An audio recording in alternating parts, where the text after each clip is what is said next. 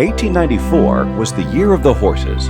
They were everywhere, and so was their poop. 2.5 million pounds of it each day.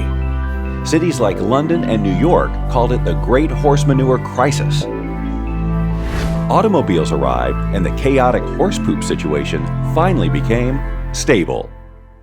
Horse poop, just like all other kinds of poop, has been a matter of discussion among veterinarians since forever. Our client, a veterinary diagnostics company, also wanted to study it and accurately detect different kinds of parasites. And in their efforts, they needed some expert help. In order to detect and identify parasites in the presence of noise areas, we developed an AI model that could be deployed even on a low-power edge computer. Our solution successfully identified the most common parasites in horse feces, along with the regions that looked like parasites but were not. The software we developed integrated seamlessly with the client's existing hardware solution, achieving human-level accuracy. Now that's a solution with a lot of horsepower. Glad we could help.